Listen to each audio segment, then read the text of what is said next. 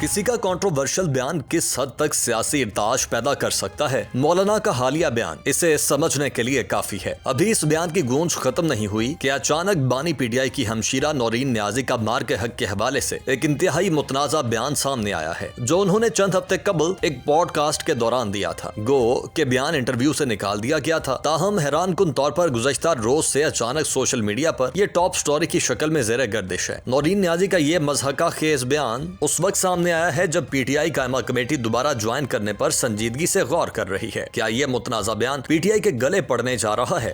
अमरीकी news magazine एक्सियस ने दावा किया है कि अमरीका ईरान पर बड़े हमले की तैयारी कर रहा है। इस सिलसिले में बड़े पैमाने पर तैयारी जारी है। दूसरी जानिब ईरान भी मुसलसल अमरीकी एसेट्स को निशाना बना रहा है, जिसमें ताजा इजाफा इराकी कुर्दिस्तान का शहर सुलेमानिया है, जिस पर IRGC ने ड्रोन्स की बारिश कर दी है। क्या होने जा रहा है आगे? इन तमाम इश्यूज के साथ साथ खुसूसी तौर पर सियालकोट यूनिवर्सिटी लैंड स्कैंडल और दीगर खबरों और आपके सवालों पर तफसील से गुफ्तगू करेंगे नजम सेठी।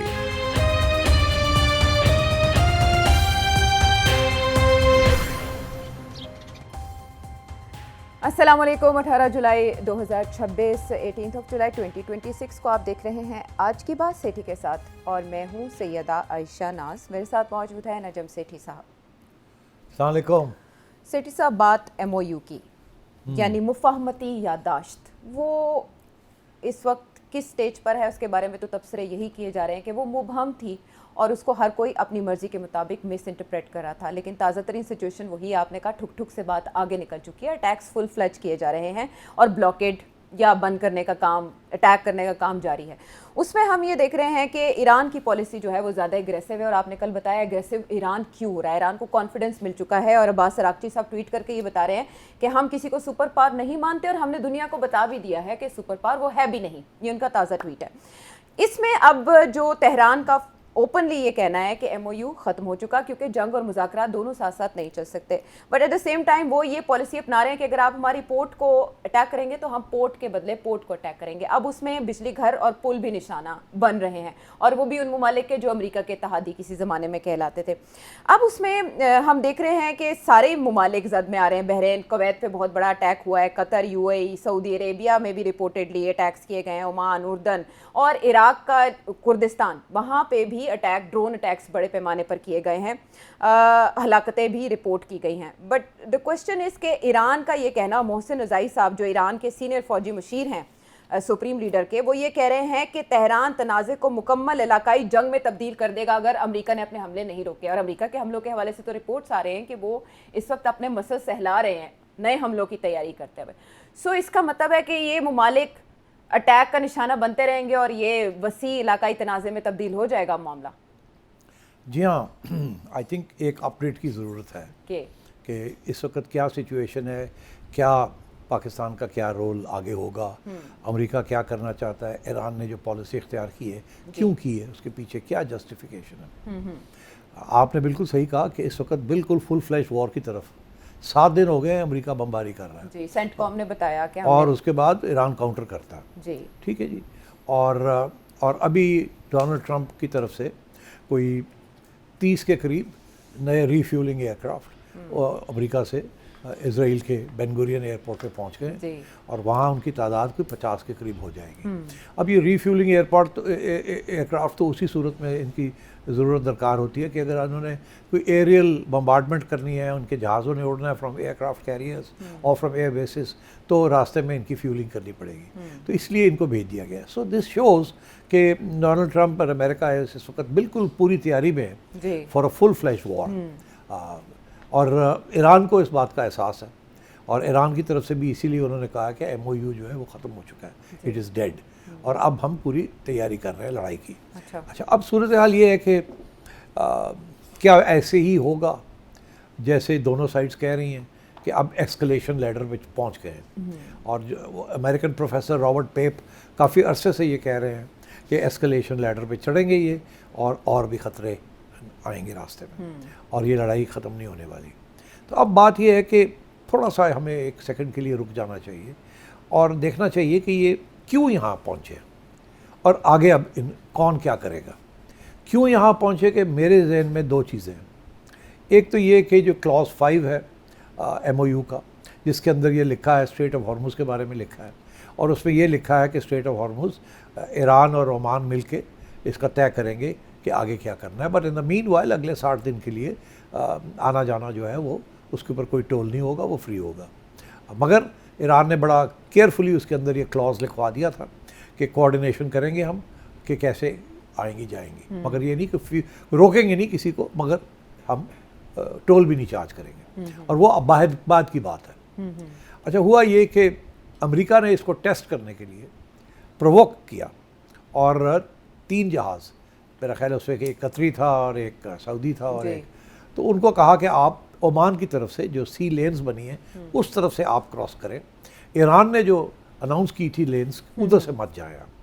जब इन्होंने उधर से वो 3 जहाज़ निकलने की कोशिश की तो ईरान ने उनको रोका कि रोके आप नहीं जा सकते इधर से, हमसे इजाज़त नहीं ली आपने। तो वो कंटिन्यू करते रहे। तो फिर ईरान ने उनको अटैक करके एक शिप को डैमेज भी किया और उनको रोक दिया और कहा वापस जाओ।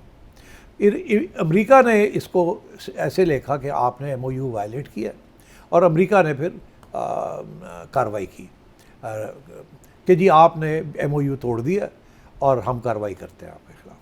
अच्छा, अब वो कार्रवाई तो काफ़ी सख्त थी। उन्होंने बमबारी की along the coast of Iran, जो उनकी बैटरीज थी, जो उनके ठिकाने थे। मगर जिन लोगों ने गौर से ये देखा है क्लॉज 5, उससे बड़ा वाज़े तौर पे लिखा है कि आना जाना तो फ्री होगा, मगर ईरान जो है ओमान के साथ मिलकर कोऑर्डिनेट करेगा। अब ईरान का ये कहना है इन्होंने कोऑर्डिनेशन नहीं की हमारे साथ, इसलिए हमने रोका उनको। अमेरिका कहता है कि नहीं, आपने कहा था किसी किस्म की रुकावट नहीं होगी, तो इसलिए आपने वायलेट किया। चलें, यहाँ तो बात आ गई। अब शुरू हो गया, उसके बाद जब अमेरिका ने बमबारी की तो ईरान ने भी कर दी, फिर अमेरिका ने और की, फिर ईरान ने और की। ये चीज़ें चल रही थी। तो एक और डेवलपमेंट बड़ी इंटरेस्टिंग होगी, वो ये कि फ्यूनरल अयतुल्लाह ख़ामेनी की, सुप्रीम लीडर की आखिरी रसूमात थी जो नमाज जनाजा के इज्तिमात थे जी, उसमें उधर से हूथीज़ की एक डेलीगेशन ने आना था, और ईरान ने अपना एक जहाज़ भेजा कि आप इस जहाज़ में बैठे और आ जाएं। वो उस जहाज़ में बैठे और आ गए। जब वो आ गए और जब हो गया कंप्लीट, तो जब वापस जा रहे थे उस जहाज़ में, तो सऊदी अरेबिया ने सना एयरपोर्ट पे उनके रनवे के ऊपर बमबारी कर दी। सऊदीज़ का ये कहना था, हमारा एक मुआहदा था कि कोई आना जाना इस एयरपोर्ट पे नहीं होगा मिलिट्री का, और आपने ये वायलेट किया हमारा जो अंडरस्टैंडिंग थी। ईरान का ये मौक़िफ़ था कि वो कोई मिलिट्री ऑपरेशन नहीं था, ना ही इस किस्म की कोई चीज़ थी। वो तो आ रहे थे ईरान और फिर वो चले गए, तो आपने ये हमारे ऊपर अटैक किया, हमारा जहाज़ था। उसके बाद फिर सऊदीज़ के ऊपर ईरान ने किया। अब सवाल ये होता है कि सऊदीज़ ने ये क्यों किया? पता नहीं था उनको कि अगर ये करेंगे तो ईरान की तरफ से जवाब आएगा। तो लोगों का कहना है कि सऊदी खुद ये फ़ैसला नहीं कर सकते थे। अच्छा। ये इतना हाई फ़ैसला था कि या तो MBS ने खुद ये फ़ैसला किया, या MBS को एडवाइस मिली अमेरिका से कि हूथीज़ को आपने नहीं, उनको टाइट करके रखना है। तो ये एक मैं समझता हूँ सेकंड प्रोवोकेशन। पहली प्रोवोकेशन ईरान का कि जी आपने वायलेट किया, हालांकि उन्होंने वायलेट नहीं किया था। दूसरा ये कि जी आपने सऊदीज़ ने ये क्यों अटैक किया। तो ईरान के पास 2 रीज़न्स हैं कि जी आपने हमारे साथ ठीक नहीं किया, और ईरान ये समझता है कि इसके पीछे अमेरिका है और इज़राइल है, और ये फ़ैसले जो है ये वही करते हैं। ये जो गल्फ़ के किंगडम्स हैं, इनके पास इतनी जान नहीं है कि ये ऐसे फ़ैसले करें। तो अब पाकिस्तान का मसला ये था कि पाकिस्तान का डिफेंस पैक्ट है विद सऊदी अरेबिया, और पाकिस्तान ने पहले एक रोल भी अदा किया है सऊदीज़ को ईरान के बराह रास्त तल्लुकात बनाने का, और जिसकी वजह से आज तक सऊदीज़ फैसिलिटीज़ के ऊपर ईरान ने ख़ास टैक्स नहीं किया, और सऊदीज़ भी चुप है, वो किसी किस्म की कंट्रोवर्शियल बातें नहीं कर रहे। तो इसके बाद फिर बिगड़ गई बात। तो ये 2 इंसिडेंट्स थे जिससे ऐसे लगता था कि अमेरिका, ईरान का ये मौक़िफ़ था कि अमेरिका ने गन डाला हुआ है। ये दोनों चीज़ें जो हैं, ये अमेरिका MOU तोड़ना चाहता है और लड़ाई करना चाहता है, और सिर्फ ये MOU इसलिए साइन किया है ताकि हमें अमेरिका को कोई मौका मिल जाए, महीना 2 और मिल जाए, जिसमें वो ग्लोबल इकॉनमी को तेल की आमदोरफ्त के साथ उसको कंट्रोल कर ले, ताकि मिड टर्म्स तक ये खींच ले। उसके बाद ये फिर आएगा हमें मारने के लिए, ये फिर इसने जो इतनी फ़ौज इस इलाके में इकट्ठी की हुई है, तो इसका ये मतलब ही ये है कि वो भी सिर्फ टाइम ले रहा है और इसलिए ये MOU साइन किया है, अदरवाइज़ ये यकीन नहीं करते इस MOU में। अच्छा। यहाँ तक तो ईरान का मौक़िफ़। अब ये भी एक बड़ा इंटरेस्टिंग आर्टिकल आया है वली नसर साहब का, जिसमें उन्होंने ये कहा है कि ईरान का ये मौक़िफ़ है, या ईरान के जो हार्डलाइनर्स हैं वो ये समझते हैं कि अमेरिका की नीयत ख़राब है। अच्छा। अमेरिका किसी सूरत में भी ये MOU को इम्प्लीमेंट नहीं करना चाहता। अमेरिका आएगा वापस और जंग करेगा। अच्छा। और सिर्फ अभी 1-2 महीने के लिए वो थोड़ी सी स्पेस चाहता है कि ऑयल जो है उसकी कीमत ज़्यादा ना बढ़े और ग्लोबल इकोनॉमी को ज़्यादा फ़र्क ना पड़े और अमेरिका के ऊपर भी उसका कोई ख़ास नेगेटिव इम्पैक्ट ना हो, मगर इवेंचुअली वो आएगा। और ये जो हरकतें कर रहे हैं, जिसमें अब वो इशारा इसकी तरफ भी कर रहे हैं कि जी कि ये तो 2 इंसिडेंट्स पहले जो मैंने बात की कि जी एक तो ये कि आपने अटैक कर दिया ईरान को, और दूसरा ये कि सऊदीज़ को कहा कि उधर हुथीज़ को करो। तो अब उन्होंने भी, तो ये यहाँ बात आ गई। उसके बाद 7 दिन हो गए हैं कि ये लगे हुए हैं एक दूसरे के ख़िलाफ़। तो आई थिंक डोनाल्ड ट्रंप हर रोज़ कोई नई बात करता है, और जब वो नई बात करता है आयशा, तो फिर ईरान के जहन में तो यही बात आती है कि इनके इरादे कुछ और हैं, ये करते कुछ और हैं, और इसीलिए इजराइल भी चुप है, उधर से कोई बयानबाजी नहीं आ रही। ईरान का तो ये मौक़िफ़ है कि MOU के अंदर ये भी बड़े वाज़ेह तौर पे लिखा है कि लेबनान के अंदर कोई इजराइल बमबारी नहीं करेगा और पुल आउट करेगा, और ईरान का ये कहना है उन्होंने अभी तक कुछ किया ही नहीं। पहले दिन से उन्होंने वायलेट किया हुआ है। अच्छा। डोनाल्ड ट्रंप ने इजराइल के ऊपर तो किसी किस्म की पाबंदी नहीं लगाई। तो आई थिंक इस किस्म की सिचुएशन है।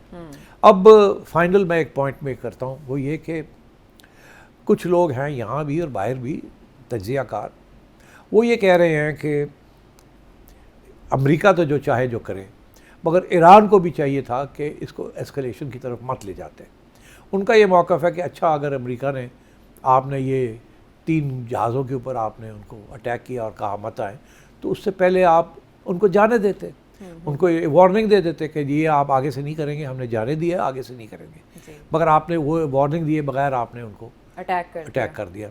तो ये आपने, जैसे कहते हैं ना, जंप द गन, आपने जल्दबाजी की है। आपको चाहिए था कि थोड़ा सा सोच के जाने देते, ताकि आपके ऊपर इल्ज़ाम ना लगता कि आपने MOU को वायलेट किया। एक तो ये तनकीद आ रही है ईरान के ऊपर, दूसरी ये तनकीद आ रही है कि यार कितनी भी क्या बात है, आप जो ये स्टेट ऑफ हॉर्मुज़ तो अब इस्टेब्लिश हो गया है कि आपका कंट्रोल है इसके ऊपर। वो इसलिए नहीं है कि कोई MOU साइन हुआ है, वो इसलिए बिकॉज आप जब चाहें आप उसको बंद कर सकते हैं, जैसे कि आपने डेमोन्स्ट्रेट किया। तो उसकी तो आज नहीं, कल नहीं, परसों अगर कोई मसला बनेगा तो बंद कर दीजिएगा। आपकी इजारादारी इस्टेब्लिश हो चुकी है, तो अब आप क्यों इसके ऊपर जिद कर रहे हैं? और इसलिए आपकी जिद की वजह से ये फिर से जंग छिड़ गई है। अच्छा, ईरान का ये कहना नहीं, ये हम जिद नहीं कर रहे, हमें यकीन है। अच्छा। कि ये जो है ना, ये अमेरिका चाहता है कि कोई प्रेसिडेंट मिल जाए उनको, ताकि बाद में वो ये कह सके कि नहीं, उस वक्त तो आपने ये जाने दिया था, तो अब आप ये क्यों कर रहे हैं। इसलिए हमें अभी हार्ड लाइन लेनी पड़ेगी। दूसरी बात, ईरान की तरफ से ये कहा जा रहा है कि हमें पता है इस बात का कि अमेरिका सिंसियर नहीं है, उसको हम ट्रस्ट नहीं कर सकते, एतमाद उसके ऊपर नहीं कर सकते। उसने आना ही आना है लड़ने के लिए, क्योंकि वो इसराइल का कैदी है। और ये मामला जो है, ये सिर्फ गल्फ स्टेट हॉर्मुज़ का नहीं है। आपने तो जिस तरीके से आपने शुरू किया था, पूरी सिविलाइजेशन को ख़त्म करने की प्लान की थी, और ये और आपका और इसराइल का एक लॉन्ग टर्म प्लान है, जो कि वो जूइश स्टेट कहती है कि हमारे प्लान्स हैं, तो वो तो हम तो उसका हिस्सा हैं। तो ये जो आप कह रहे हैं कि आपने MOU कोई इसकी अहमियत नहीं है, क्योंकि आपके इरादे बड़े गंदे हैं। और इसलिए हम समझते हैं कि इसी वक्त हमें अपनी इजारादारी जो है उसको इस्टेब्लिश करना है, हमने आपको आगे नहीं बढ़ने देना। ये बात की बात नहीं है, अभी की बात है। अगर आप हम नरमी हमने शो की, तो आप हमारे ख़िलाफ़ ये बाद में इस्तेमाल करेंगे। तो ये ईरान की जो हार्ड लाइनर्स हैं, उनका ये मौक़िफ़ है। अच्छा सिट साहब, आपने वो वाक़यात भी बता दिए जिसकी वजह से ठुक जो है वो फुल फ्लेज वॉर में बदलने जा रही है, जिसकी वजह से बड़े पैमाने पर हमले किए गए। और अब तो कहा जा रहा है कि ईरान ने एक फेस्ड किस्म की कैंपेन शुरू की है, जो एनर्जी इंफ्रास्ट्रक्चर है गल्फ़ कंट्रीज़ में, कुवैत में और बाकी मकामात पर, उनको निशाना बना रहा है। आपने अपने इब्तदाइये में कहा कि सवाल ये भी उठता है कि अब पाकिस्तान क्या किरदार अदा करेगा। वो नीयत का फतूर 70 सालों से मौजूद है इन दोनों कंट्रीज़ के दरमियान, और वो ट्रस्ट डेफिसिट उसको फिल करने के लिए ही पाकिस्तान आया था।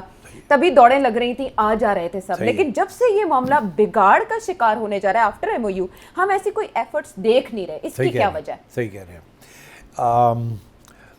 इसमें मेरा ख्याल है 2 इश्यूज़ हैं। एक तो ये कि मुझे पक्की बात नहीं है, मगर ये मैंने सुन रहा हूँ ईरान के कहीं ना कहीं वेबसाइट्स के ऊपर कि वो कह रहे हैं कि पाकिस्तान शायद ऐसे लगता है कि वो अमेरिका की साइड ज़्यादा ले रहा है। कुछ लोग वहाँ इल्ज़ाम लगा रहे हैं, हालांकि ये ऐसे बिल्कुल नहीं है, बिकॉज अमेरिका तो ये समझता है कि पाकिस्तान ने जो MOU करवाया है वो तो ईरान के हक़ में सारा के सारा। सब तो यही कह रहे हैं ना कि ये MOU तो अमेरिकन सरेंडर है जी। अमेरिका के अंदर तो यही अगर उसे बयानिया पढ़ा चल रहा जाए है। तो ऐसे दिखाई भी ऐसे सारे देता लगता है ऐसे कि ईरान जीत गया सारी बात, और हमने भी कहा अपने प्रोग्राम पे। जी। तो इसलिए मेरा ख्याल है कि अब ये जो इतनी जल्दी एस्केलेशन हुई है इसमें पाकिस्तान का अभी तक कोई रोल नहीं आया। मगर मैं अब आपको एक इंटरेस्टिंग उड़ती उड़ती खबर, पक्की नहीं उड़ती उड़ती, 2-3 दिन में पता चल जाएगा कि सही थी या गलत थी। अच्छा, वो क्या खबर है? क्या खबर है? वो ये है कि इस वक्त आपको पता है कि पिछले 3-4 दिन से इसहाक डार साहब चाइना में हैं, थे, अब आ गए मरी में। अब हाँ, अब आप मरी में हैं, वहाँ पता नहीं क्या हो रहा है, वो बात की बात है। वहाँ चिड़िया अभी पहुँचेगी तो बताएगी। वो ब्रीफ ही कर रहे हैं इन मामलों के ऊपर। हाँ, ब्रीफ ही कर रहे हैं, पता नहीं और क्या हो रहा है। तो बाकी ये है कि वहाँ जो बातें हुई हैं विद द चाइनीज़, चिड़िया ये कहती है कि चाइना ने पाकिस्तान को कहा है कि खिड़की बड़ी छोटी सी है, अच्छा। ये बंद हो रही है, ये जंग छिड़ आगे बढ़ेगी, आपके पास 2-3 दिन है, भागें। 2-3 दिन है, मंडे तक, मंडे ट्यूसडे तक, क्योंकि अब अमेरिका इसको और बढ़ाएगा और फिर ईरान भी बढ़ाएगा। क्या ऐसी कोई इंटेलिजेंस होगी चाइना के पास? क्या इंटेलिजेंस है, या उनका असेसमेंट है, या उनकी ख्वाहिश है, क्या है, आई डोंट नो। मगर जो चिड़िया की खबर है वो ये है कि चाइना ने पाकिस्तान को कहा है कि भाग दौड़ करें, ये बात निकलने वाली है और बढ़ने वाली है, हाथ से निकल जाएगी, सबका नुकसान हो जाएगा। आप जो कुछ कर सकते हैं करें, आपके पास 2-3 दिन हैं, ईरान को समझाएं, अमेरिका को समझाएं, जो भी आपने करना है अभी भाग दौड़ करें। अच्छा। और ये अब इंटरनेशनल सर्कल्स के अंदर भी शायद ये डिस्कस होनी शुरू हो जाएगी कि शायद अब पाकिस्तान फिर एक्टिव हो जाएगा। मंडे तक की अगर डेडलाइन है, मंडे ट्यूसडे तक की डेडलाइन, ट्यूसडे तक जल्दी करें। अच्छा। बिकॉज ये ना हो कि अमेरिका अब इससे बाद और भी बड़े पैमाने पे अटैक करें, बिकॉज शक ये है कि वहाँ वो कहीं ना कहीं बूट्स ऑन ग्राउंड ना कर दें, और कोई ना कोई जजीरा या आइलैंड लेके वहाँ बूट्स ऑन ग्राउंड ना कर दें। और अगर ऐसे हुआ तो फिर तो एक किस्म की टेरिटरी सीज हो जाएगी ना जी। तो वो तो बहुत ख़तरनाक चीज़ है। बिल्कुल। और दूसरी चीज़ ये है कि ईरान को इस चीज़ का बहुत अवेयरनेस है, पता है कि अगर ये ऐसी कोई चीज़ हुई, हमारी कोई ज़मीन के ऊपर कोई कब्ज़ा हो गया कहीं भी, तो वो एक नया डायमेंशन आ जाएगा। इसीलिए उन्होंने अभी कुर्दों के ऊपर बमबारी की है। हाँ। तो अमेरिका और इजराइल लगे हुए थे कुर्दों को, नॉर्थ ऑफ ईरान, कि वहाँ उनको उकसाया जाए कि तुम बढ़ो आगे और कुछ टेरिटरी ईरान की सीज़ करो और अपनी गवर्नमेंट इन एग्जाइल बनाओ या कुछ करो इस तरीके से। और ईरान ने, अभी खबर आई है कि ईरान ने बड़ी ज़बरदस्त बमबारी की है कुर्दों के ऊपर, उनकी फोर्सेस के ऊपर, प्रीएम्प्टिव किस्म की, बिफोर दे मूव फॉरवर्ड। तो ये ईरान तो ऑलरेडी उसे शक करता है कि अमेरिका की ये ना कोशिश हो कि कहीं ना कहीं ईरान की सरजमीन पर अपना पाँव जमा लें, फिर वहाँ से बैठ के बात करें। देखें ना, अगर आप कोई टेरिटरी रख लेते हैं, अच्छा अब वो कुछ लोग हैं वो कहते हैं नहीं ऐसे नहीं हो सकता, अगर कहीं भी वो बैठेंगे तो ईरान तो तबाही कर देगा वहाँ। मगर देखें ना, जब ईरान के अगर वो ऐसे किसी जजीरे में अमेरिकन अपने ट्रूप्स लैंड कर देते हैं और वहाँ की जो फैसिलिटी है, लाइक खारग आइलैंड है या बंदर अब्बास है, वहाँ अगर कुछ इस किस्म की कोई चीज़ हो जाती है, तो जब ईरान अटैक करेगा अमेरिका के लोगों को, ट्रूप्स को निकालने के लिए, तो वहाँ की जो सारी जो इंफ्रास्ट्रक्चर है वो भी तबाह हो जाएगा, तो उसका नुकसान तो ईरान को हो जाएगा। तो ठीक है, अमेरिका के बूट्स ऑन ग्राउंड के साथ अमेरिका के डेड सोल्जर्स होंगे, मगर ईरान का भी बड़ा नुकसान हो जाएगा। तो इस किस्म की बातें भी ऑलरेडी शुरू हो गई हैं। बट अब देखना ये है कि आज और कल के दिन में पाकिस्तान की तरफ से भाग दौड़ नज़र आती है कि नहीं आती, कि किस तरीके से इसको कंट्रोल किया जाए और MOU को बरकरार रखा जाए। और इसके साथ फिर यही है कि अमेरिका के साथ भी बात करनी पड़ेगी और ईरान के साथ भी बात करनी पड़ेगी। तो अगर आपको अगले 1-2 दिन के अंदर, आज कल परसों, आपको कोई हरकत नज़र आए, मोहसिन नकवी साहब भाग दौड़ कर रहे हैं, फील्ड मार्शल साहब की आन जान हो रही है, प्राइम मिनिस्टर साहब आन जान कर रहे हैं, तो फिर आप समझिएगा कि ये चाइना के कहने के ऊपर ये नया इनिशिएटिव पाकिस्तान ले रहा है। लेकिन सेठ साहब, एक्सियोस की जिस खतरनाक रिपोर्ट की आप बात कर रहे हैं, रीफ्यूलिंग की बात कर रहे हैं, अमेरिका अपनी तरफ से तैयारी पूरी कर रहा है, खदशात का इजहार ईरान की तरफ से भी किया जा रहा है। अब की बार अगर अमेरिका अटैक करेगा आपके ख्याल में, तो वो पहले के हमलों से कितना मुख्तलिफ हमला हो सकता है? देखिए, अभी धमकी तो वो कह रहा है ना कि इंफ्रास्ट्रक्चर पे करेंगे, इंफ्रास्ट्रक्चर से मुराद है कि ब्रिजेस, फैक्ट्रीज़, इस किस्म की चीज़ें। उसके अंदर फिर वो डिसैलिनेशन प्लांट्स भी आ जाते हैं, पेट्रोल ऑयल उनकी फैसिलिटीज़, ऑयल टर्मिनल्स भी आ जाते हैं। और ये एक दफ़ा डिस्ट्रॉय हो जाए तो इनको फिर 6 माह साल लग जाता है इनको रिस्टोर करने में। तो इस किस्म का डैमेज अगर हो गया अमेरिका की तरफ से, तो वापस काउंटर किया ईरान ने, तो बहुत डैमेज हो जाएगा। तो ये ऑयल सप्लाईज़ फिर स्ट्रेट ऑफ हॉर्मुज़ का इतना इशू नहीं रहेगा, फिर तेल ही जो है ना वो निकाल ही नहीं सकेंगे ये सारी मिडिल ईस्ट के अंदर। वो तो फिर मामला बहुत ख़राब हो जाएगा ना। वो तो फिर ग्लोबल इकॉनमी जो है वो तो फिर ये 2 महीने 3 महीने की बात नहीं होगी, वो तो फिर इट विल अफेक्ट एवरीथिंग। और ईरान ने ये कह दिया है कि हम फिर we will attack everything that is possible. और वो उनका मौक़िफ़ यही है कि अगर आप एक बम मारते हैं हम 2 मारेंगे। सो आई थिंक ये अगर इसको अभी रोका ना गया तो ये बिगड़ेगा माहौल। विंडो जैसे आपने कहा बहुत मुख्तसर छोटी सी है और उसको अवेल करना पड़ेगा। ये जो अरब ममालिक क्रॉस फायर का शिकार हो रहे हैं सेठी साहब, और बेचारे उनके पास मेरा ख्याल है ऑप्शंस भी नहीं है कि वो क्या नहीं, वो फंस गए हैं ना। एक तरफ अमेरिका के उनके साथ अलायंस है, दूसरी तरफ वो अमेरिका उनको छोड़ गया और जो कुछ अमेरिका कर रहा है उनको कंसल्ट करने के बगैर कर रहा है। तो सबका नुकसान तो इनका हो रहा है। लेकिन अमेरिका का क्या नुकसान हो रहा है? उनके कुछ जहाज गिर जाएंगे, ये हो जाएगा, वो जाएगा। और वो बंदे तो अपने सामने कर नहीं रहे हैं। उनके ऊपर उनके लिए तो 20 लोग उनके मारे जाएं तो आसमान गिर जाता है उनके लिए। यहाँ सैकड़ों की तादाद में लोग मारे जाते हैं। तो ऐसे में डिफरेंट जो न्यूज़ आउटलेट्स हैं वो रिपोर्ट कर रहे हैं, राइटर्स बशमूल, कि एक तो सऊदी अरब, तुर्की और पाकिस्तान एक सैफरीकी दिफाई मुआहदा ड्राफ्ट कर रहे हैं जो कि 2 तरफा मुआहदे से हट के होगा जो सऊदी अरब और पाकिस्तान के दरमियान है। दूसरी तरफ ऐसी भी रिपोर्ट्स आ रही हैं कि कुवैत चाह रहा है कि वो पाकिस्तान के साथ सऊदी अरब की तर्ज पे मुआहदा करे, और बहरीन के भी सुनने में आया है कि इंटरेस्ट है, ओमान भी सोच रहा है इस बारे में। तो इसका मतलब ये है कि जो अमेरिका से पलटेंगे वो पाकिस्तान की तरफ आएंगे। सऊदी अरब की तर्ज का मुआहदा इन ममालिक में से किसके साथ मुमकिन है? क्योंकि सऊदी अरब के साथ तो हमारा दहाइयों का इत्तेहाद है। मेरा नहीं ख्याल किसी और के साथ ऐसा मुआहदा हो सकता है, सिर्फ सऊदीज़ के साथ हो सकता है, बिकॉज ये पुराना रिलेशनशिप है और we always stood with the Saudis. ये कोई नई बात नहीं है। बाकी ये जो कुवैत और बहरीन, ये इनके साथ इक्विपमेंट दी जा सकती है, ट्रेनिंग दी जा सकती है, मगर सोल्जर्स हम नहीं देंगे, किसी सूरत में हम नहीं देंगे। अगर कल को सऊदी अरेबिया हूथीज़ अटैक करते हैं सऊदी अरेबिया को, या ईरान अटैक करता है सऊदी अरेबिया को, तो सऊदी अरेबिया कहता है कि डिफेंस पैक्ट के तहत पाकिस्तान अपनी फ़ौज भेजे, पाकिस्तान अपने जहाज़ भेजे, पाकिस्तान अपनी मिसाइल सब टारगेट करे इनको। तो क्या पाकिस्तान करेगा? तो इसीलिए तो उन्होंने कोशिश की है कि सऊदीज़ की और ईरान की बराह रास्त कोई कम्युनिकेशन हो जाए। और आपने भी बताया कि टर्की को भी इन्वॉल्व कर लिया गया है कि सऊदी अरेबिया को इन बाकी जो ममालिक हैं उनसे अलग कर लिया जाए और उनको प्रोटेक्ट करके रखा जाए। तो that is the role Pakistan is playing. मगर अगर खुदा ना खास्ता ये हाथ से बाहर गेम बाहर निकल जाती है और सऊदीज़ कहते हैं पाकिस्तान को कि भेजें अपने फ़ौजी, हमारे लिए मसला बन जाएगा। देखिए, पाकिस्तान के अंदर इस वक्त एक यूनानिमस ओपिनियन है, शिया सुन्नी नायदर है, सब इत्तेफाक है, सारी हमदर्दी जो है ईरान के साथ है because of America anti Americanism है पाकिस्तान में। तो हम तो किसी सूरत में भी अमेरिका का साथ नहीं दे सकते ओपनली। तो हम तो ईरान के ख़िलाफ़ किसी सूरत में भी नहीं खड़े हो सकते, ना ही खड़े होने चाहेंगे। हम तो न्यूट्रल रोल अदा करना चाहेंगे। अलबत्ता ये ज़रूर है, हमारी कोई जहाज़ हमसे ख़रीदना चाहता है, कोई हमसे मिसाइल्स ख़रीदना चाहता है, कोई हमसे आर्टिलरी शेल्स ख़रीदना चाहता है, वो हम देने के लिए तैयार हैं। हम ट्रेनिंग देने के लिए भी तैयार हैं। अब फॉर एग्जांपल कुवैत की आप बात कर रहे हैं, वहाँ जो इस वक्त जो एग्रीमेंट हुई है या जो होने जा रही है, जिसके ऊपर डिस्कशंस हो रही है, उसके 3-4 पहलू यही हैं कि जी क्या आपको देना है, क्या आपको ट्रेन करना है, क्या करना है, क्या नहीं करना। मगर ये कि पाकिस्तान उनके लिए लड़ेगा अगेंस्ट ईरान या अगेंस्ट द हूथीज़, नो।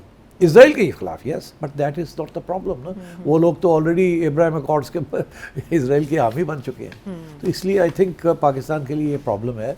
वो चाहेंगे कि ये किसी तरीके के साथ पाकिस्तान को लाया जाए इन द डिफेंस ऑफ घसीटा जाए, बट पाकिस्तान बच्चा तो नहीं अपनी पोजीशन बरकरार रखेगा जो आज तक रखी गई। कितनी अगर मगर की सूरत हाल है, लेकिन इसके बावजूद हम माजी से भी कुछ हवाले ले सकते हैं कि आइंदा सूरत हाल क्या रुख इख्तियार करेगी। लेकिन अकॉर्डिंग टू द खबर जो उड़ती आई है, आइंदा 3 से 4 रोज़ क्रिटिकल हो सकते हैं। ऐसे में ईरान क्या कर रहा है उसको भी बगौर देखने की ज़रूरत है, और अमरीकी अज़ाइम क्या हैं या रिपोर्ट्स क्या छप रही हैं वो भी काबिल गौर है। वापस आते हैं एक ब्रेक के बाद।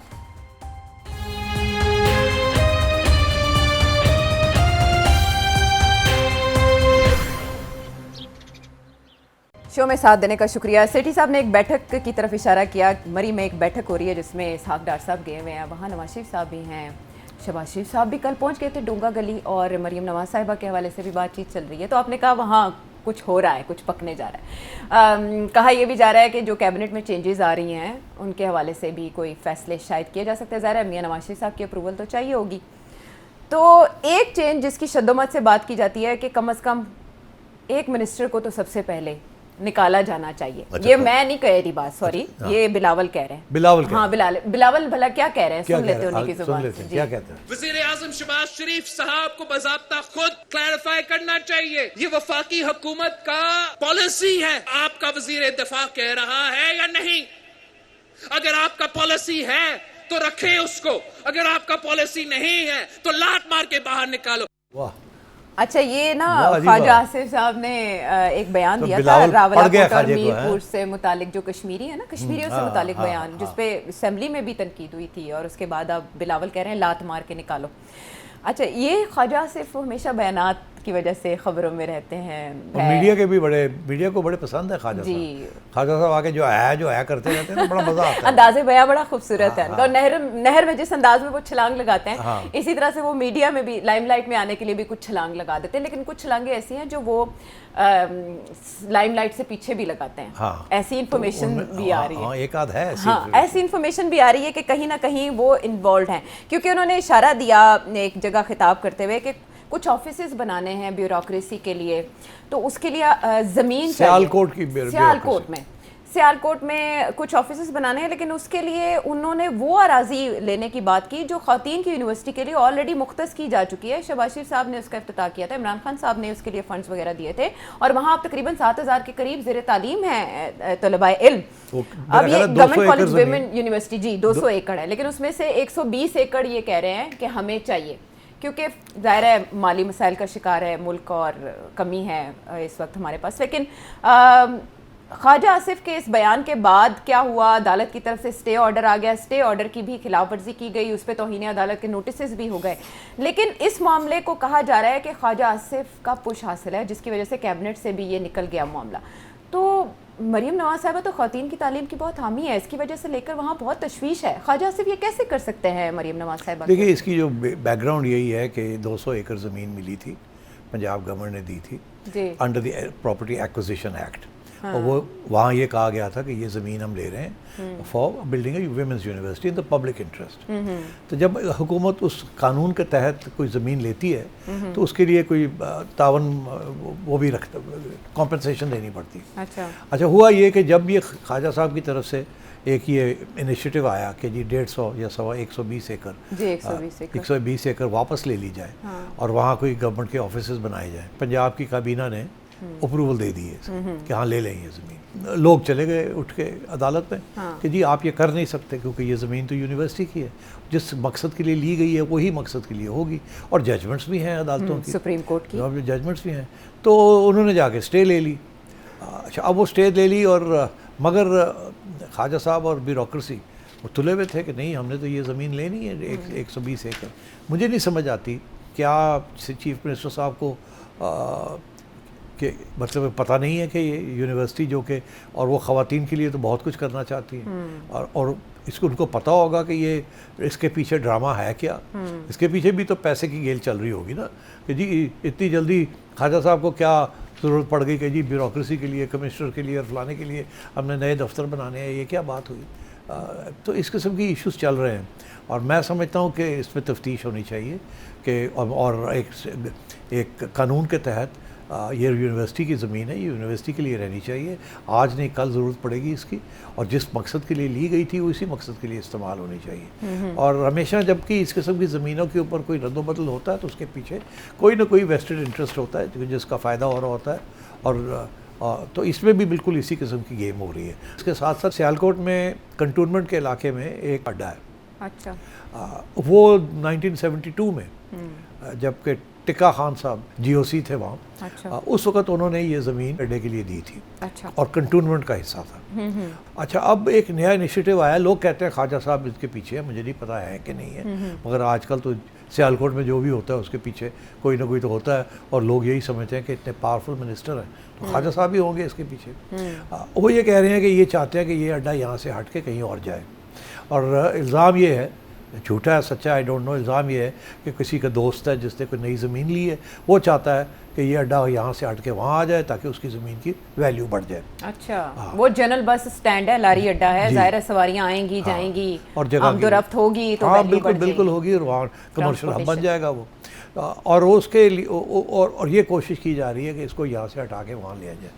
अब जो मेरी इन्फॉर्मेशन है वो यही है कि मिलिट्री जो है वो नहीं चाहती, वो समझते हैं कि ये अड्डा यहीं रहना चाहिए। और उसकी वजह यह है कि सोल्जर्स जब आते हैं छुट्टी के लिए वगैरह वगैरह तो सारे यहीं आके उतरते हैं, फिर यहाँ से आगे पीछे सिक्योरिटी भी सिक्योरिटी भी है और वो चाहते हैं कि इसको ना चेंज किया जाए। और यही इल्ज़ाम यही है कि ख्वाजा साहब का कोई दोस्त है जिसकी वजह से ये जिसको नवाजना है, और मुझे नहीं पता सही है ये गलत है, सो आई कांट वोट। मार्केट में चल रही हैं मार्केट में ये खबरें चल रही है, मार्केट में पता है वो कहते हैं जहाँ थोड़ा धुआं हो वहाँ आग तो होती है। तो अब बात यह है कि और ख्वाजा साहब भी तो मतलब बड़े एग्रेसिवली कैंपेन करते हैं ना अपने जो भी उसका प्रोजेक्ट होता है। तो अब ये दोनों चीज़ें जो है ना ये ख्वाजा साहब के खाते में पड़ रही हैं। और वैसे भी आपको पता ही है वो एक और इशू है जिसमें ख्वाजा साहब ने एक दफ़ा बात की थी, ये जो पाकिस्तान ने जो मिसाइल्स हैं जी के नाम चेंज करने चाहिए उनके, क्योंकि लुटेरों के नाम पर हमने अपने मिसाइलों के नाम रखे हुए हैं, उस पर बहस छिड़ गई। बिल्कुल, और ये ना देखिए ना ये तो सारी फ़ौज ने गौरी और अब्दाली बाबर और ये सारी चीज़ें जो हैं हमने तो अफ़गान और मुगलों के नाम के ज़माने उनके नामों पे रखी हुई। और आज ख्वाजा साहब ये कह रहे हैं वो तो लुटेरे थे और इनको आपने क्यों ये किया है।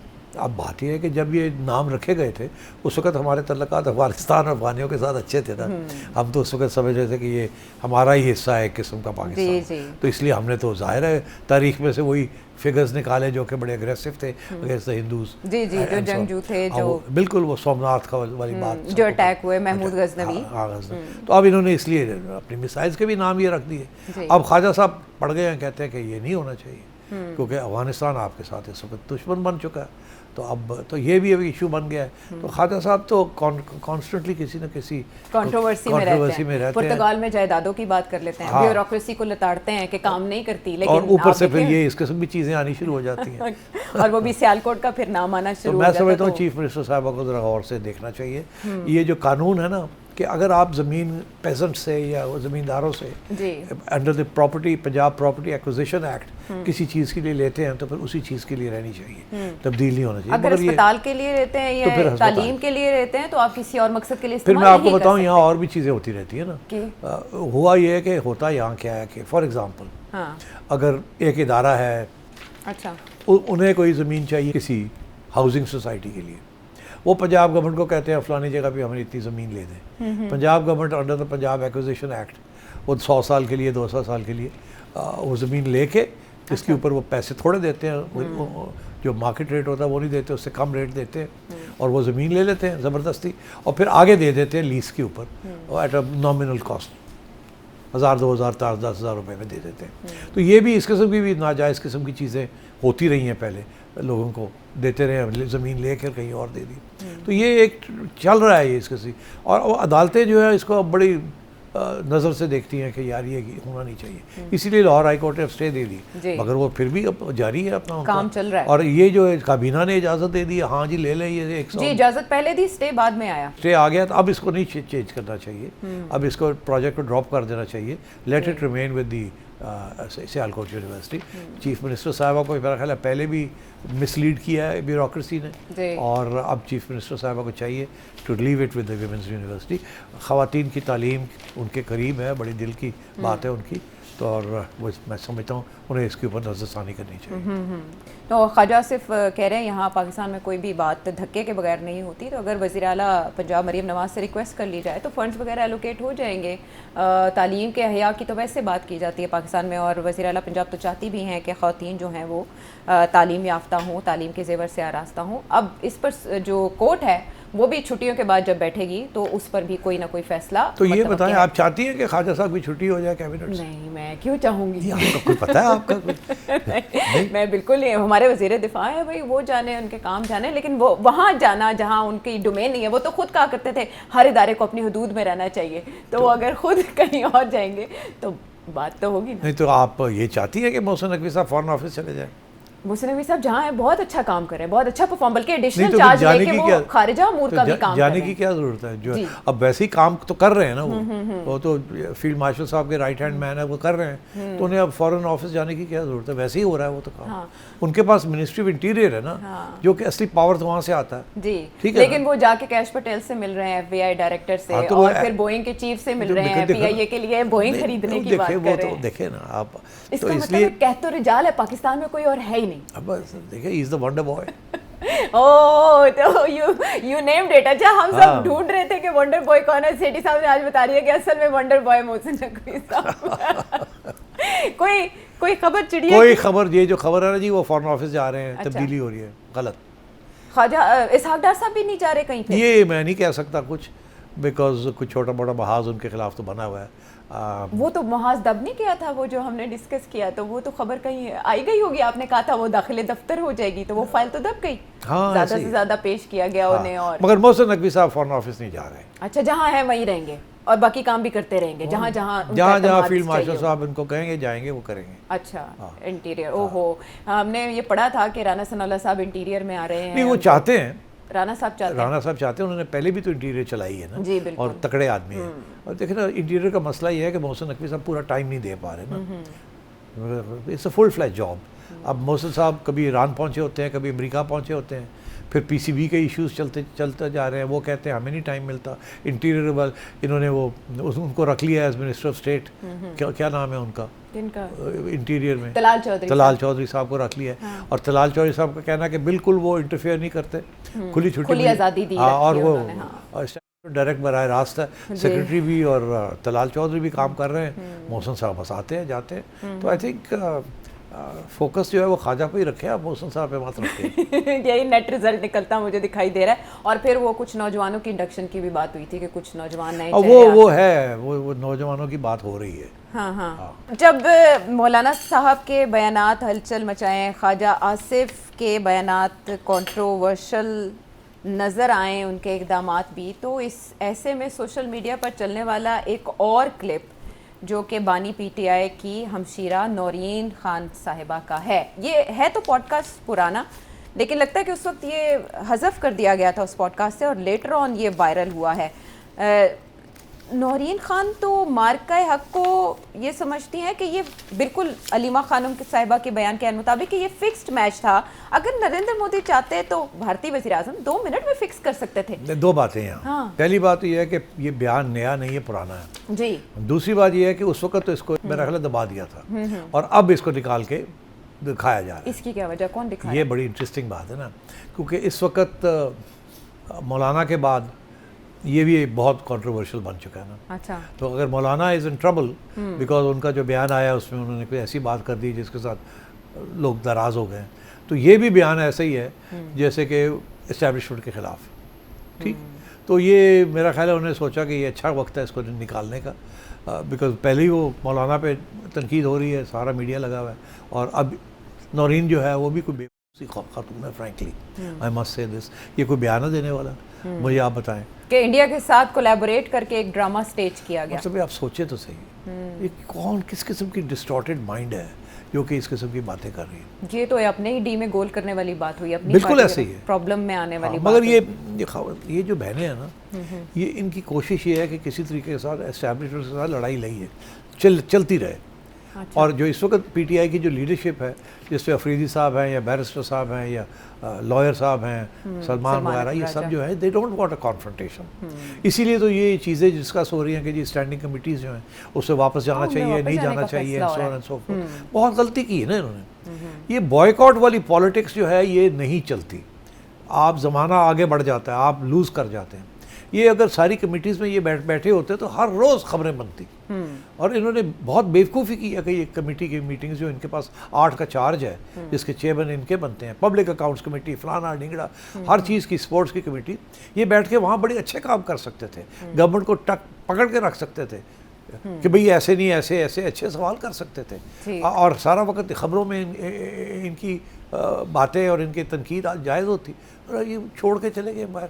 ये जो छोड़ के बाहर बैठना ना, जैसे कि रुस के बैठ गए, ये सियासत में ये नहीं चलता। उससे फर्क नहीं पड़ता जब आप सियासत मैदान में में नहीं है तो। कॉन्स्टेंटली गेम के अंदर होना पड़ता जी। है, कॉन्स्टेंटली स्पेस के लिए लड़ाई करनी पड़ती है, और ये स्पेस छोड़ के इधर उधर हो जाते हैं। फिर ये कहते हैं हमने 5 तारीख को हमने एहतजाज करना है। अभी इनको ये नहीं पता कि सारे पाकिस्तान में छोटे छोटे जलसे होने हैं, या एक बड़ा जलसा केपी में करना है या पंजाब में करना है। अभी तक लगे हुए हैं, अब कितनी देर रह गई है, तैयारी भी तो करनी होती जी। है। अभी भी कोई इत्तेफाक नहीं हुआ पीटीआई के अंदर। तो ये इनकी सिचुएशन है। और अच्छा है ना कि स्पीकर ने इनको, वो इन्होंने जब कहा था आप छोड़ के जा रहे थे जब कायमा कमेटियों से, स्पीकर ने इनकी कुर्सियां गर्म रखी हुई, जी। आ जाओ आ जाओ आ जाओ।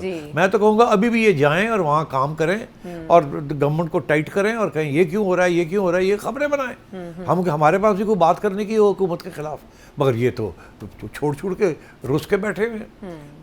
और उसमें साथ ये कहना कि नरेंद्र मोदी जो है भारतीय वज़ीर-ए-आज़म वो सुपर पावर है, अभी सोचो उनका रशिया के साथ जो है, तुम अगर नरेंद्र मोदी और पाकिस्तान और इजराइल ये सारे मिले हुए हैं, ये तो ये क्या बात कर रही है? हाँ, इसराइल को तस्लीम करने तक की हाँ, बात ये वो ड्रामा है, ये है वो है, क्या बात कर रहे हैं? जिससे पाकिस्तान तहरीक इंसाफ को ज़ाहिर नुकसान होगा। और सेठी साहब ने कहा कि जैसे बैरिस्टर गौहर कोशिशें कर रहे हैं, सलमान अकमराजा साहब कन्फ्रंटेशन की पॉलिसी से अवॉइड इसलिए कर रहे हैं कि उसका रिजल्ट देख लिया गया है। तो इस नौयत के बयान पाकिस्तान तहरीक इंसाफ को इन द लॉन्गर रन नुकसान ही पहुंचाएंगे, क्योंकि अब अगर ये बयान वायरल हो रहा है, वो भी जब बानी पीटीआई को 3 साल होने वाले हैं जेल में, तो ये पाकिस्तान तहरीक इंसाफ के मुस्तकबिल के लिए नुकसानदेही साबित होगा।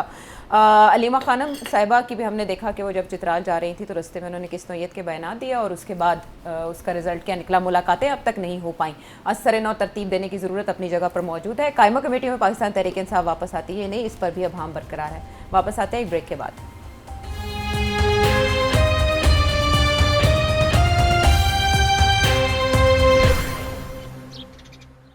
Welcome back to the show.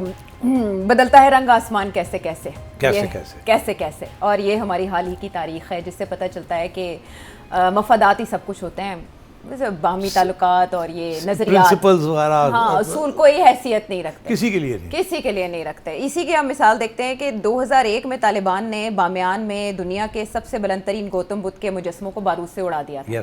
उसके बाद जब मुल्ला मुत्तकी अभी हाल ही में इंडिया गया, वहाँ उन्होंने प्रेस कॉन्फ्रेंस की तो पीछे जो पोर्ट्रेट था वो बामियान बुद्धा का था, जिसके बाद बड़ा क्रिटिसिज्म हुआ। उस पे मजीद ये सुने कि एक स्टेटमेंट आई है मुबैना तौर पर अफ़गान तालिबान के जो बुरी मिनिस्टर हैं ज़राअत के अताउल्ला उमरी, वो ये कहते हैं कि हमारा जो यानी इंडिया आके मुझे कुछ अलग सा महसूस नहीं हुआ, ऐसे लगा जैसे मेरे मुल्क जैसा ही ये मुल्क है, बहुत कुछ जो है वो मिलता जुलता है। यहाँ तक कि डीएनए की भी बात हो रही है कि उसको पता भी है डीएनए का मतलब मे बी इंटरप्रेटर ने शायद उसमें कुछ किया, क्योंकि पश्तो में बात कर रहे थे, उसको इंटरप्रेट हमारा किया जा एक रहा ही था। डीएनए है जी ना, वो कहना चाह रहे थे कि बहुत ही मुमासलत है। और उसमें जो सबसे बड़ी बात ये है कि जो सोमनाथ के मंदिर पे हमले किए गए थे 11वीं सदी में, वो ठीक नहीं था, वो मिस्टेक था, गलती थी। हाँ, वो गलती उसको करार दे रहे हैं महमूद गजनवी की जानिब से।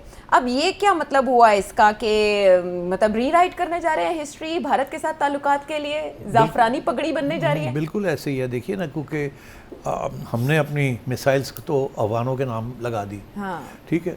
अब हमें एहसास हो रहा है कि शायद गलती हो गई। उधर से ये इंडिया के गोद में पहुंच गए। ये चौथी मिनिस्टेरियल मीटिंग है, उमरी साहब जो वहाँ पहुंचे और वहाँ वो बिल्कुल आज जैसे कहते हैं ना, झुक के बात कर रहे हैं, ये भी चाहिए, ये भी चाहिए, इंडिया उनको ये भी देगा, ये भी देगा, ये भी देगा, ये भी देगा। तो मतलब है ये कोई असूलों की बात तो नहीं हो रही, वो यही हो रही है कि पाकिस्तान का दुश्मन जो है वो अफगानों का दोस्त है, enemy of my enemy is my friend. तो ये वो फ़लसफ़ा चल रहा है। अच्छा। जाहिर है कि ये हमें तो ये बात पसंद नहीं आएगी। आज ये कर रहे हैं, कल को कुछ और भी हो सकता है, और पहले था भी कुछ और एक ज़माने में। बहुत अच्छे तल्लुकात थे हमारे अफगानिस्तान के साथ। तो मैं समझता हूँ कि ये बहुत बड़ी गलती कर रहे हैं। जैसे हमें चाहिए कि we should do everything possible कि अफगानिस्तान के साथ अच्छे तल्लुकात होने चाहिए। इसी तरीके के लिए अफगानिस्तान के लिए भी ज़रूरी है पाकिस्तान के साथ अच्छे तल्लुकात हों। हमने तो पूरी कोशिश की है इनको समझाने की कि हमने आपकी बड़ी मदद की है, ये किया, वो किया, और आज आप देखिए किस तरीके से बिहेव कर रहे हैं। और हमें तकलीफ़ तो हो रही है ना, इसमें तो कोई शक नहीं है, बिकॉज ऑफ TTP। और ये बिल्कुल जैसे कहते हैं ना, ये मोहरे चला रहे हैं। और रूस के साथ भी तल्लुकात बना रहे हैं, अमेरिका के साथ भी। पता है आपको $50 मिलियन हर हफ्ते अमेरिका इनको देता है। तो आपका क्या ख्याल है किस लिए देता है? तो अमेरिका के भी तो यहाँ मफाद है ना। जी। ये हम जो समझते हैं कि हम अमेरिका हमारा यार है और it will always be like this, ऐसे नहीं होगा। अमेरिका के अपने इंटरेस्ट हैं, वो अपने यहाँ स्टेक होल्डर्स बनाएंगे और रखेंगे। That is how intelligence agencies and super powers act. इसीलिए तो रशिया भी वही कर रहा है। इसलिए आई थिंक उमरी साहब जो है ना, I think he is going overboard, और इसके साथ ज़ाहिर है हमारे साथ तल्लुकात और भी ख़राब होंगे। हाँ, क्योंकि अगर तालिबान इतना टिल्ट रख रहे हैं उस हुकूमत के साथ जो आरएसएस जिसकी बुनियाद पे बैठी है, हिंदुत्व नज़रिया, तो ये तो एक 180 डिग्री का टर्न होगा और हिस्ट्री भी ज़ाहिर है आपको इसी अंदाज में। मगर मेरे लिए जो इंटरेस्ट है वो ये है कि क्या अब हमारी इस्टेब्लिशमेंट जो है क्या सोचेगी कि ये जो गौरी और ये अब्दाली और ये जो हमने मिसाइल्स नेम की हैं इनको ऐसे ही रहने देंगे या इसको चेंज करेंगे। ठीक है, अब आपकी इजाज़त से हम सवाल शामिल कर लें। कर लो। मुल्तान से रमज़ान, जो हमारे यहाँ जीएसटी कलेक्ट की जाती है उसके बारे में आपका क्या ख्याल है, और कि ये जो जीएसटी जो है ये हमारे हिसाब से ये जो इकॉनमी की जो है ना वो उस पर इतना रिफ्लेक्शन नहीं आ रही, क्योंकि हम तो हर चीज़ को टैक्स दे रहे हैं, हर चीज़ पर जीएसटी पे हो रही है और पता लगता है कि वो कहीं गड़बड़ है। क्या आपके पास फिगर्स होंगे जो इसके किस किस सेक्टर से कितनी जो है वो जीएसटी जो है वो कलेक्ट हो रही है, और ख़ास तौर पे 2 3 4 बड़े जो सेक्टर हैं हमारे, बिजली हो गई, पेट्रोल हो गया, गैस हो गई, इनमें से खाद फैक्ट्रियाँ कितने की जीएसटी देती हैं। तो ये थोड़ी सी मोटी फिगर्स जो हैं, बड़े बड़े जो सेक्टर्स हैं वहाँ से आप हमें कलेक्ट करके तो थोड़ा देर ताकि हमें अंदाज़ा हो। 80 तो भरी जा रहे हैं, तो आगे भी वसूल हो रहा है कि नहीं हो रहा है। ठीक है, पहली बात तो ये जी कि जीएसटी या वैल्यू एडेड टैक्स आप कह लें, वीएटी, इस सारी दुनिया में मोस्ट कंट्रीज़ में ये होता है। एट एवरी स्टेज वैल्यू जब एडिशन होती है तो जीएसटी ओब्लिक वैल्यू एडेड टैक्स होता है। तो ये कोई नई बात नहीं है, this is a standard procedure for collecting tax. तो इसमें तो रेजिस्टेंस नहीं होनी चाहिए। प्रॉब्लम यहाँ है कि अभी भी बड़ी इवेजन हो रही है इसके ऊपर, लोग जीएसटी ऐड नहीं करते या करते हैं तो गवर्नमेंट को नहीं देते। मगर अब आप पूछ रहे हैं कि जी स्टेटिस्टिक्स, मैंने कुछ निकाले हैं स्टेटिस्टिक्स आपके लिए। वो ये है कि ये एफबीआर का जो डेटा है 2024-25 का, उसके बारे में ये सारा डेटा मैं आपको दे रहा हूँ। Sector by sector breakdown of GST. Electrical energy ये सबसे ज़्यादा डोमेस्टिक कंट्रीब्यूटर है, कोई 23% यानी कि 460 अरब रुपए इस जीएसटी से आते हैं। और ये ज़्यादातर जो है ये इलेक्ट्रिसिटी टैरिफ्स जो हैं, क्योंकि वो बढ़ रहे हैं तो फिर जाहिर है जितना ज़्यादा इलेक्ट्रिसिटी टैरिफ होगा उसके ऊपर परसेंटेज जीएसटी जो भी होगा एब्सोल्यूट अमाउंट में वो ज़्यादा होगा। पेट्रोलियम, ये पहले तो ये इंपोर्ट स्टेज पे पेट्रोलियम के ऊपर लगता है जो कि कुछ 13, साढ़े 13, 14% के करीब, और वो कुछ 315 अरब रुपए बनते हैं। मगर जो बाकी जो डोमेस्टिक जो है, इंपोर्ट के बाद जो जीएसटी लगता है जब वो बिकता है पेट्रोल, तो वो कोई 140 अरब रुपए वहाँ से आते हैं, कोई 7-1% ऑफ टोटल टैक्स। तो ये फिर आ जाए मोटर कार्स वगैरह के ऊपर, ये काफ़ी ग्रोथ हुई है आपकी मोटर कार इंडस्ट्री की, कोई 160% के करीब, और उसके ऊपर जो टैक्स कलेक्ट किया है इन्होंने वहाँ से भी टैक्स आ रहा है। शुगर के ऊपर 125 अरब रुपए का टैक्स है, ये कुछ 6% के करीब है। अब और यहाँ चोरी बहुत है। एफबीआर जो है वो शुगर इंडस्ट्री में कैमरे लगा रहा है मिलों में और वगैरह वगैरह, इसको रोकने के लिए बड़ी लीकेजेस बहुत ज़्यादा हैं। सीमेंट के ऊपर कोई 109 अरब रुपए सीमेंट से जीएसटी आता है, और वो उनकी कोशिश है कि अगले साल नई मॉनिटरिंग, वहाँ भी नई मॉनिटरिंग टेक्निक्स लगाई जा रही हैं, वहाँ भी बड़ी इवेजन होती है। तो इनका ये ख्याल है कि कोई 100 अरब रुपये और आ जाएगा इस अगले साल। टेक्सटाइल्स के ऊपर, कॉटन यार्न के ऊपर है डोमेस्टिक कलेक्शन कोई 75 बिलियन है, जो कि 4% है शेयर उसका। आयरन एंड स्टील की इंपोर्ट कंट्रीब्यूटर 8% के करीब है, 170-80 बिलियन यहाँ से आता है। मगर यहाँ भी बहुत इवेजन होती है, और स्क्रैप कह के जगह भला चीज़ें मंगवा लेते हैं और स्क्रैप के कह के निकाल लेते हैं, वहाँ पैसे नहीं ज़्यादा देने पड़ते, लो इनवॉइस वैल्यू, यहाँ भी बड़ी इवेजन है। और फिर सिगरेट्स के ऊपर डोमेस्टिक कलेक्शन गिर गई है, 26% जीएसटी गिर गया है। हालांकि उससे 1 साल पहले जो कि मॉनिटरिंग मैकेनिज़म्स लगाए थे और वो इफ़ेक्टिव थे, तो कोई 60-65% इंक्रीज़ हुई थी। तो ये है सिचुएशन। सेल्स टैप गैप जिसे कहते हैं, जो एफबीआर कहता है कि हमें मिल सकता है मगर मिल नहीं रहा है, वो यकीन करें, वो कहते हैं कि कुछ 3.6 ट्रिलियन, कुछ 4 खरब रुपए जो है वो समझते हैं कि ये इवेड हो रहा है, और ये बड़ी इवेजन हो रही है। और इसमें सबसे ज़्यादा टेक्सटाइल्स में हो रही है, और स्टील, बेवरेजेस, बैटरीज, इस किस्म की चीज़ों के अंदर अंडर इनवॉइसिंग और ये सब चीज़ें चल रही हैं। और तो बेसिकली ये है कि 15 सेक्टर्स हैं जो कि 60% सेल्स टैक्स की रेवेन्यू कंट्रीब्यूट करते हैं, और उनमें से 5 ऐसी हैं जो कि इंपोर्ट स्टेज पे ही कोई 46% जनरेट करती हैं। तो ये सारा रिलायंस जो है वो बिजली और इंपोर्ट्स के ऊपर है, और ज़्यादा डोमेस्टिक प्रोडक्शन के इतना नहीं है।